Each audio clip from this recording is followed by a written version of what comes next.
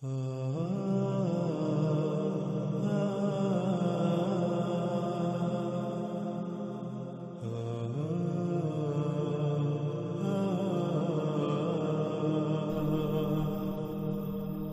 اسی طرح اللہ سبحانہ وتعالیٰ آگے کہتے ہیں،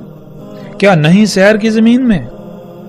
پس دیکھا کیسا ہوا تھا انجام ان کا جو ان سے پہلے تھے، اور وہ تھے ان سے کہیں زیادہ بڑھ کر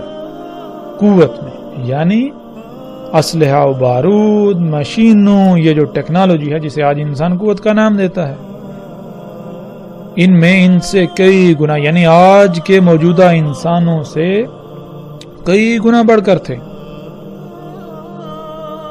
اور پھر اللہ سبحانہ وتعالیٰ کہتے ہیں، اور نہیں تھا اللہ کے عاجز کر سکے اسے کوئی شے آسمانوں میں اور نہ ہی زمین میں، اس میں کچھ شک نہیں اللہ علم والا قدیر ہے، اس میں کچھ شک نہیں اللہ تھا علیمن قدیرہ، یعنی اللہ سبحانہ تعالیٰ نے بالکل واضح کر دیا کہ جب تمہارے اوپر وہ ہلاکت آئے گی تو اللہ کو کوئی شے عاجز نہیں کر سکتی، نہ کوئی آج تک کر سکی جو آسمانوں میں ہے اور جو زمین میں ہے، ان میں سے کوئی بھی ایسی نہیں جو اللہ کو عاجز کر سکے۔ یعنی جب وہ ہلاکت آئے گی تو اس ہلاکت کو کوئی بھی تم سے موڑ نہیں سکے گی، کوئی بھی تمہیں بچا نہیں سکے گی، کوئی شے جو جی چاہے تم بنا لو۔ کیوں؟ کیونکہ اللہ سبحانہ و تعالیٰ نے اس کائنات کو علم کے ساتھ اور قدر کے ساتھ خلق کیا ہے۔ قدر کے ساتھ خلق کرنا کیا ہے، قدیر ہونا کیا ہے، انشاءاللہ جیسے جیسے ہم آگے بڑھیں گے تو اس پر بھی انشاءاللہ اللہ کے فضل سے کھل کر صراحت کے ساتھ بات ہوگی، اپنے موضوع کے مطابق اور اپنے وقت پر۔ اسی طرح ناظرین چند اور آیات ہیں جو آپ کو سکرین پر نظر آ رہی ہوں گی، اور ان تمام آیات کو جب سامنے رکھیں تو اللہ سبحانہ و تعالیٰ نے بالکل واضح کر دیا کہ تمام کے تمام رسول جو بھیجے بینات کے ساتھ، انہوں نے ہر امت کو اس سے ڈرایا جو کچھ وہ کر رہے تھے۔ وہ کیا کر رہے تھے؟ وہ ایسی ایسی تخلیقات کر رہے تھے،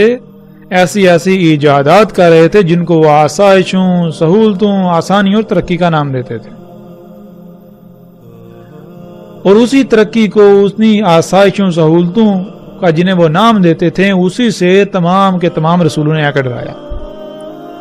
انہوں نے آ کر بتایا کہ یہ جسے تم ترقی، آسائشیں، سہولتوں کا نام دیتے ہو، یہ ترقی نہیں ہے، یہ فساد ہے۔ جیسا کہ پیچھے بہت تفصیل کے ساتھ گزر چکا، اللہ سبحانہ وتعالی نے کہا کہ اللہ نے ہر شے کو حق کے ساتھ خلق کیا۔ حق کے ساتھ خلق کرنا کیا ہے یہ ہم پر واضح ہو چکا۔ تو وہ تمام کی تمام قومیں اس کا کفر کر رہی تھی، اور آج جب ہم دیکھیں تو بالکل وہی انہی قوموں کے نقش قدم پر چلتے ہوئے آج بھی انسان بالکل وہی سب کر رہے ہیں۔ انشاءاللہ ہم جیسے جیسے آگے بڑھیں گے ایک ایک قوم کے اوپر بہت تفصیل سے بات کریں گے، لیکن وہ آگے جا کر جب موقع آئے گا، ہر قوم کے اوپر جتنی قومیں ہلاک ہوئیں، کیوں ہوئیں، ہر چیز کے اوپر ہر لحاظ سے مزید کھول کھول کر بات کریں گے۔ لیکن اب ہم بڑھتے ہیں آگے۔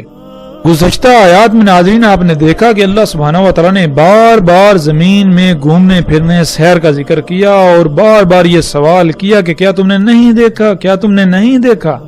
کیا نہیں دیکھا؟ یعنی پہلی قوموں کا انجام کیا ہوا وہ نہیں تم نے دیکھا، تم نے ان کے آثار نہیں دیکھے۔ ان کے آثار میں اللہ سبحانہ تعالیٰ نے کہا کہ آیات ہیں، یہ یقین کے لیے آیات ہیں، نصیحت ہے، سبق ہے، کن کے لیے؟ جو غور و فکر کرنے والے ہیں، جو نصیحت پکڑنے والے ہیں۔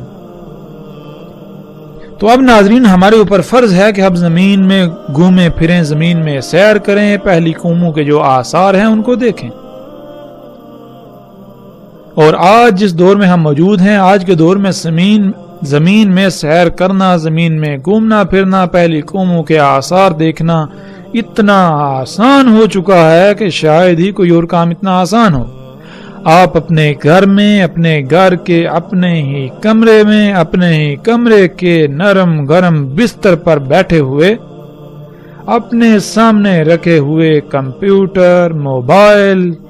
میں بہت آسانی سے سیر کر سکتے ہیں۔ تو اب ہم ناظرین سیر کرتے ہیں زمین کی اور دیکھتے ہیں پہلی قوموں کے آثار کو۔ وہ کون سے آثار ہیں جنہیں اللہ سبحانہ و تعالیٰ نے بار بار دیکھنے کا کہا اور ان سے عبرت حاصل کرنے کا کہا؟ وہ کون سے آثار ہیں پہلی قوموں کے جن کو دیکھ کر ہمیں یہ اندازہ ہوگا کہ ان قوموں کے پاس کیا تھا؟ وہ کیا شے تھی جس کے دجل کا وہ شکار ہو گئے؟ وہ کیا شے تھی جس کی وجہ سے وہ یہ کہتے تھے کہ ہمیں کوئی زوال نہیں، دنیا کی کوئی طاقت ہمارا کچھ نہیں بگاڑ سکتی؟ وہ کیا شے تھی جس وجہ سے وہ رسولوں کی تکذیب کر دیتے تھے؟ وہ اللہ کی آیات کے خلاف نکل پڑتے تھے، وہ اللہ کی کائنات میں فساد کرتے تھے۔ وہ کون سی شے تھی؟ جیسا کہ قوم عاد نے کہا، اس آیت میں بھی ہے، اللہ سبحانہ و تعالیٰ کہتے ہیں پس جو عاد تھے پس استکبار کیا، یعنی وہ زمین میں بڑے بن بیٹھے، زمین کی تمام مخلوقات کو یہ کہتے تھے کہ ہماری غلامی کرو، ہماری بات مانی جائے گی، حالانکہ ان کو اس کا حق نہیں تھا، اور تھے وہ بہت بڑھ کے قوت میں سے، وہ قوت میں بہت بڑھ کے تھے، یعنی کہ ان کے پاس اسلحہ، بارود، مشینیں، ٹیکنالوجی، یہ جو قوت ہے بہت زیادہ تھی،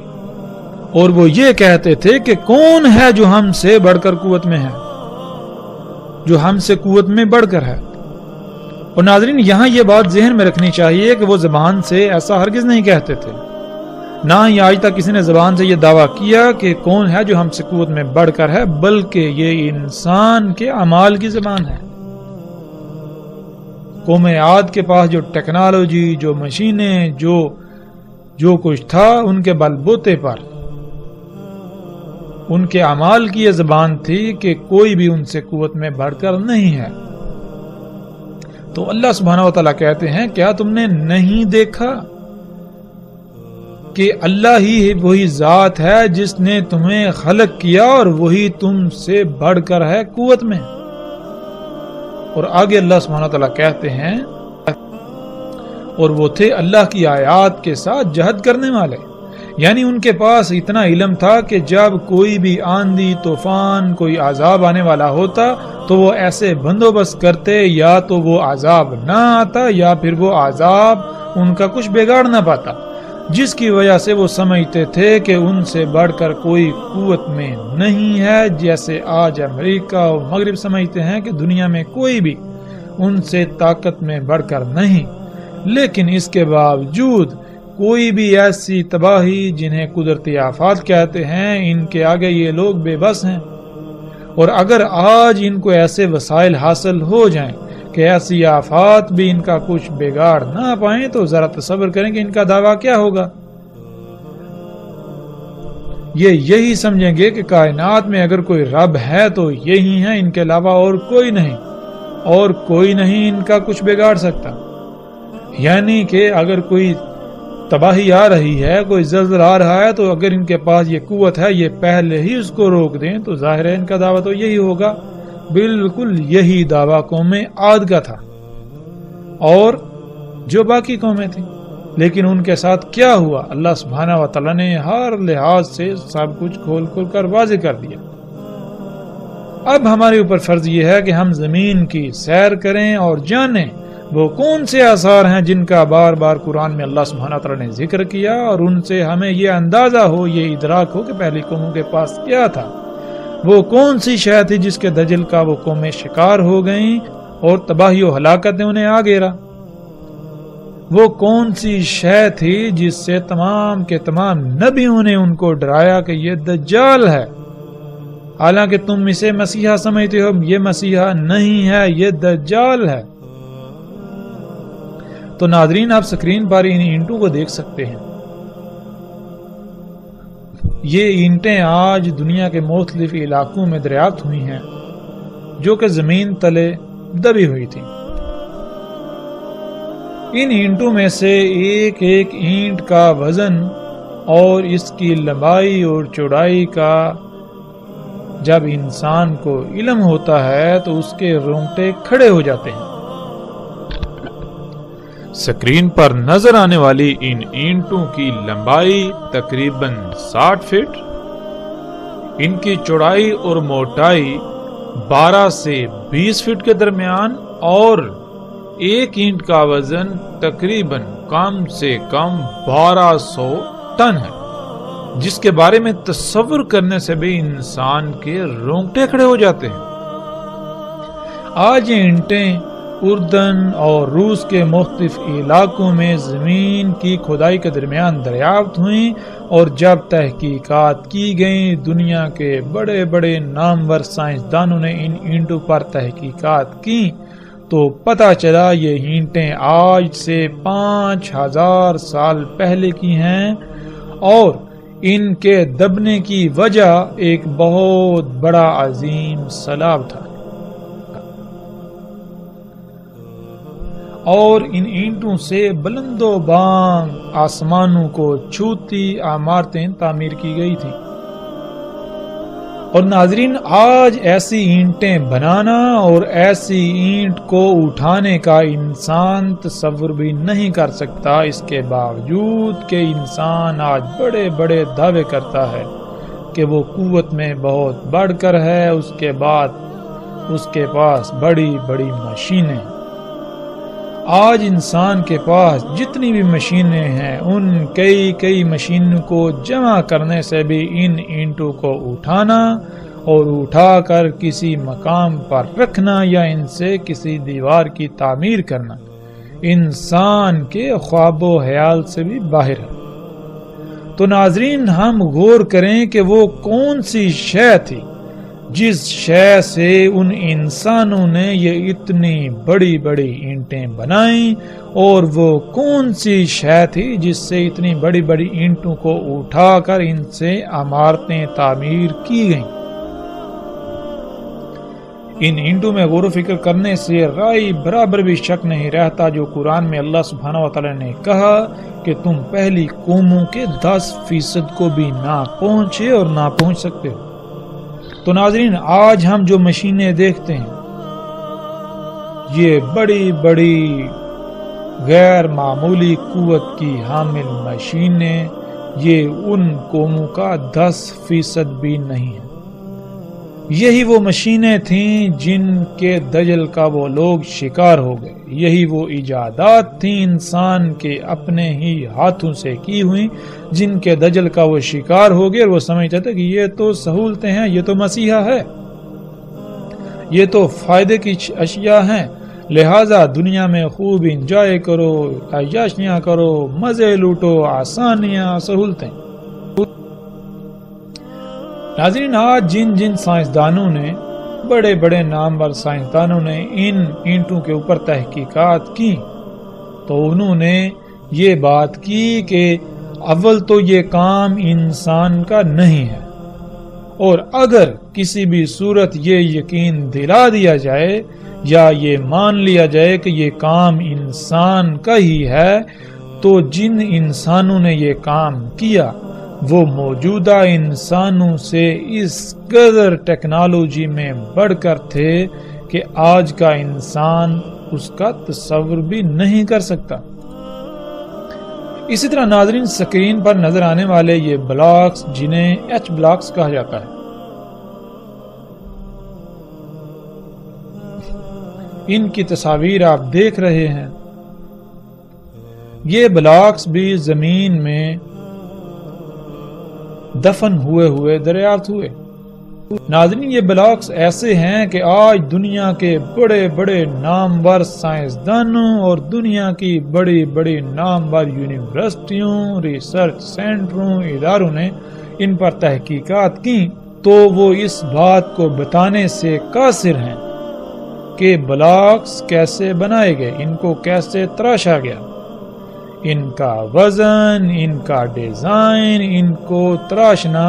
آج کے دور میں ناممکن ہے۔ ان بلاکس کو اتنی صفائی کے ساتھ اور ریاضی کے پیچیدہ ترین اصولوں کے تحت کیسے تراشا گیا؟ ان بلاکس کو ان نظر آنے والے ڈیزائنز میں کس طرح کاٹا گیا؟ ان تمام سوالات کے جوابات دینے سے آج دنیا کے بڑے بڑے سائنسدان قاصر ہیں۔ وہ بالکل ایسے ہیں گویا کہ ان کے منہ میں زبان ہی نہ ہو۔ اور پھر وہی بات، وہ یہی کہتے نظر آتے ہیں کہ اول تو یہ کام انسان کا نہیں ہے، کیونکہ ریاضی کے اتنے پیچیدہ ترین اصولوں قوانین کی بنیاد پر ان بلاکس کو تراشنا اور جن ڈیزائنوں میں یہ بلاکس تراشے گئے یہ ناممکن ہے۔ اور اگر یہ یقین دلا دیا جائے یا یہ مان لیا جائے کہ یہ حقیقتاً انسانوں کا کام ہے، تو جن انسانوں نے یہ کام کیا، جن انسانوں نے یہ بلاکس تراشے، وہ آج موجودہ انسانوں سے نہ صرف ٹیکنالوجی میں انتہائی غیر معمولی حد تک آگے تھے، بڑھ کر تھے، بلکہ وہ انتہائی غیر معمولی ذہانت رکھنے والے تھے۔ اور آج کا انسان ان کا مقابلہ کرنے کا تصور بھی نہیں کر سکتا۔ پھر اسی طرح ناظرین، جو تصاویر ابھی آپ سکرین پر دیکھ رہے ہیں، یہ خطہ ہند میں ملک پاکستان کے صوبہ سندھ کی ہیں، جنہیں دنیا موہنجو داڑو اور ہڑپا کے نام سے جانتی ہے۔ ناظرین، بہت عرصہ تک یہ تباہ شدہ شہروں کے کھنڈرات دنیا کی توجہ کا مرکز بنے رہے۔ بڑے بڑے نامور سائنسدانوں نے ان کے اوپر تحقیقات کی، دنیا کی یونیورسٹیوں کی بڑی بڑی نامور ٹیموں نے ان پر تحقیقات کی، لیکن وہ کسی نتیجے پر پہنچنے سے قاصر رہے۔ اور پھر دوسری جنگ عظیم میں امریکہ نے جب جاپان کے 2 شہروں پر ایٹمی بم پھینکے اور اس کے بعد صنعتی انقلاب کے نام سے فساد دن بدن بڑھتا رہا، اور آج جب انسان کو مزید غیر معمولی فزکس، کیمسٹری اور ریاضی کے قوانین پر عبور حاصل ہوا، تو سائنسدانوں نے ایک بار پھر ان کھنڈرات پر تحقیقات کی۔ جب تحقیقات کی تو پتہ چلا کہ ان علاقوں کی مٹی میں بالکل وہی ریڈیشنز پائی جاتی ہیں جو ریڈیشنز ان جگہوں پر پائی جاتی ہیں، ان جگہوں کی ان اشیاء میں پائی جاتی ہیں جہاں پر 1945 میں امریکہ نے ایٹم بم پھینکے تھے، یعنی ہیروشیما اور ناگاساکی۔ ہیروشیما اور ناگاساکی میں جہاں پر امریکہ نے ایٹم بم گرائے، ان جگہوں کی مٹی، پتھروں اور مختلف اشیاء میں جو ریڈیشنز پائی جاتی ہیں، بالکل وہی ریڈیشنز ان مقامات پر پائی جاتی ہیں۔ یعنی نتیجہ کیا نکلا؟ نتیجہ یہ نکلا کہ رائے برابر بھی یہ شک نہ رہا کہ یہ تہذیبیں ایٹم بم کی وجہ سے تباہ ہوئیں۔ پھر جیسے جیسے مزید تحقیقات کی گئیں تو پتہ چلا یہ انتہائی جدید ترین شہر تھے، انتہائی وسائل کے حامل شہر، اور یہ شہر ایٹمی بم کے حملے میں تباہ ہوئے، بالکل اسی طرح جس طرح جاپان کے شہر ہیروشیما اور ناگاساکی تباہ ہوئے۔ اور جب ہم قرآن میں دیکھیں تو اللہ سبحانہ و تعالیٰ کیا کہتے ہیں؟ اللہ سبحانہ و تعالیٰ حیران کن یہ بات کرتے ہیں۔ اللہ سبحانہ و تعالیٰ کہتے ہیں کذبت ثمود و عاد بالقاریہ، تکذیب کی تھی قوم عاد اور قوم ثمود نے القاریہ سے۔ القاریہ کسے کہتے ہیں؟ جب ہم القاریہ کو جاننا چاہیں، اور قرآن میں القاریہ پر پوری ایک سورت موجود ہے جس کا نام بھی القاریہ ہے، جب ہم سورہ القاریہ میں غور و فکر کریں تو اللہ سبحانہ و تعالیٰ نے سورہ القاریہ میں القاریہ کا بالکل وہی منظرنامہ کھینچا، وہی نقشہ کھینچا جو ایک ایٹم بم کے پھٹنے سے وقوع پذیر ہوتا ہے، ظہور پذیر ہوتا ہے۔ تو آج انہوں نے خود ہی یہ تصدیق کر دی، یعنی کہ آج کے انسان نے خود ہی یہ تصدیق کر دی کہ یہ تہذیبیں ایٹم بم سے تباہ ہوئیں، جس سے یہ ثابت ہوتا ہے کہ ایٹم بم صرف موجودہ انسانوں کے پاس ہی نہیں بلکہ ان سے کئی صدیاں پہلے بھی انسان یہ سب بنا چکا تھا۔ ناظرین، قوم عاد جو ایک ایٹمی عالمی جنگ کا شکار ہوئی، اس کے آثار آج ہم پوری دنیا میں بکھرے پڑے دیکھ سکتے ہیں۔ انتہائی عجیب و غریب جدید ترین عمارتیں جو کھنڈرات کی شکل میں ایسے پڑی ہوئی ہیں گویا کہ ایک عظیم طوفان، انتہائی تیز رفتار شدت کی ہوا نے انہیں تہس نہس کر دیا ہو۔ اور بالکل جب ایٹم بم پھٹتا ہے تو بالکل ایسا ہی طوفان پیدا ہوتا ہے جس کا اللہ سبحانہ و تعالیٰ نے قرآن میں ذکر کیا، اور ایٹم بم سے پیدا ہونے والی لہروں میں جو آواز پائی جاتی ہے وہ بھی بالکل وہی آواز ہے جس کا اللہ سبحانہ و تعالیٰ نے قرآن میں ذکر کیا، ریحن سرسرن۔ یعنی کہ اگر آپ یوٹیوب پر جائیں یا اگر آپ ان لوگوں سے پوچھیں جنہوں نے ایٹمی بم کے تجربات کیے اور جو لہریں جو ہوا اس سے پیدا ہوئی اس میں کیسی آواز پائی جاتی ہے، تو آپ کو بتائیں گے بالکل وہی آواز جو عربی لہجے میں ان الفاظ کو ادا کرنے سے آواز پیدا ہوتی ہے۔ یعنی اللہ سبحانہ و تعالیٰ نے قرآن میں آج سے کئی صدیاں پہلے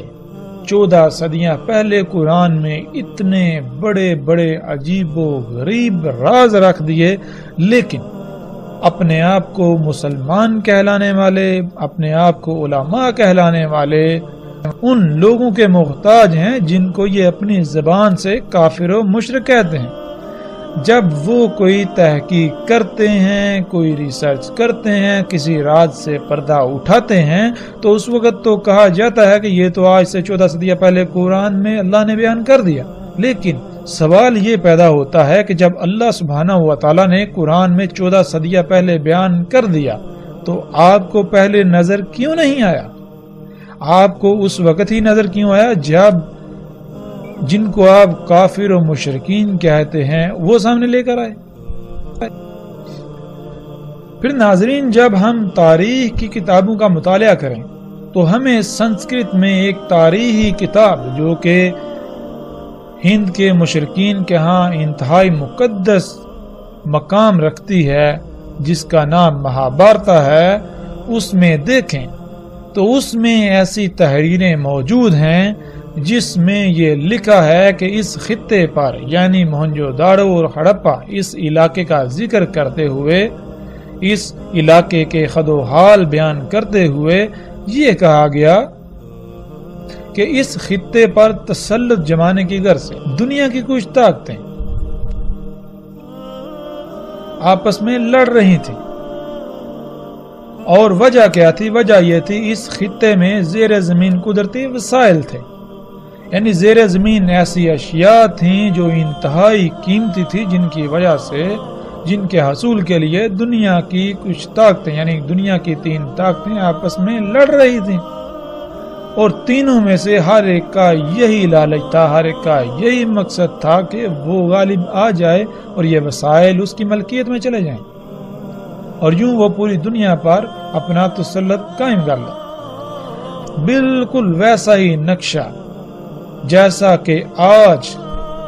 امریکہ، روس اور چین وغیرہ کی سرپرستی میں دنیا 3 حصوں میں تقسیم ہو کر خام تیل کے نام پر یا قدرتی وسائل کے نام پر شام و عراق کو اپنا مرکز بنائے ہوئے لڑ رہی ہے۔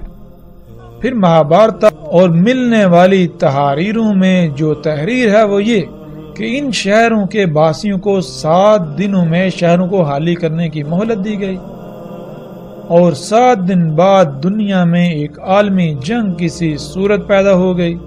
یہاں ایسے ہتھیاروں سے حملہ کیا گیا جو خودکار اڑتے ہوئے، یعنی میزائل، جن کے پھٹنے سے یہاں ایسی سفید آگ ظاہر ہوئی جو سورج سے 1000 گنا زیادہ گرم اور زیادہ روشن تھی۔ جہاں وہ ہتھیار پھٹے وہاں سب کچھ حرارت کی وجہ سے پگھل گیا اور یہ شہر زمین تلے دب گئے۔ قرآن میں اللہ سبحانہ وتعالی نے واضح صراحت کے ساتھ بتا دیا کہ یہ قوم عاد تھی جو القاریہ سے تباہ ہوئی۔ القاریہ یعنی عالمی ایٹمی جنگ۔ یہ دنیا میں اپنے انہی قدرتی وسائل سے بنائی جانے والی ٹیکنالوجی کی وجہ سے قوت میں اپنا کوئی ثانی نہ رکھتی تھی،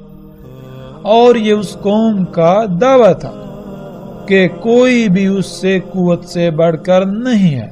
اور قوم سمود جن کے ہاتھوں قوم عاد تباہ ہوئی، جیسے آج دنیا میں قدرتی وسائل یعنی اللہ کے غیب کی تکذیب کی خاطر لڑائی جاری ہے، اس وقت بھی ایسا ہی تھا جیسے آج امریکہ کے مد مقابل کوئی نہیں، اسی طرح قوم عاد کے مد مقابل بھی کوئی نہیں تھا، اور جیسے آج روس امریکہ کے مد مقابل سر اٹھا رہا ہے اور سر اٹھا چکا ہے، اسی طرح اس وقت ایک دوسری قوم جسے قرآن میں اللہ سبحانہ وتعالی نے قوم سمود کہا، وہ تھی جس نے سر اٹھایا اور قوم عاد کی ہلاکت کا سبب بنی۔